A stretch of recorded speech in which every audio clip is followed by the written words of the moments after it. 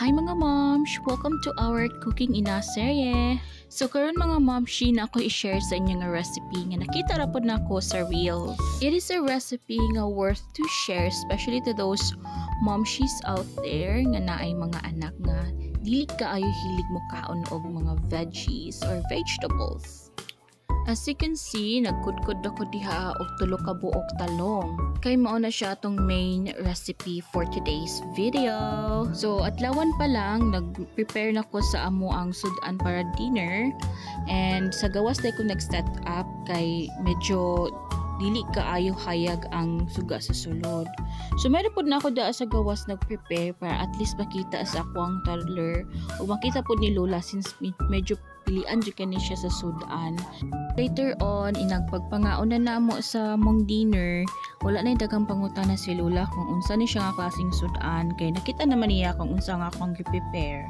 Nya pag-abot pa sa ko ang anak guys, baby pa ni siya, like mga 6 months old up to usa siya ka tuig. Ginaandaman ko gini siya mga puree, vegetables akong ginagamit ato, sagulan ako og fruits. And as time goes by nga nagkadako siya, medyo nagkautro ang iyahang panlasa. So gahi na kay siya pakaunon og vegetables. Alright guys, let's prepare our dinner. And this will be our viand for today. Vegan style nga eggplant patty. So, muna siya kudkod na talong. Then, and 2 eggs, pepper, salt, seasoning,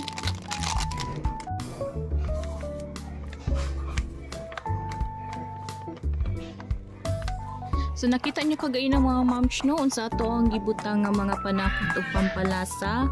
After ato ako din ang gimix, then nag-init dayon og mantika sa kaha. Nya naggamit kog taksanan no, then pag butang ana sa kaha akong gi-flat para mo po siya patty kay vegan patty man ni ato ang veggie patty di ang ato ang recipe for today.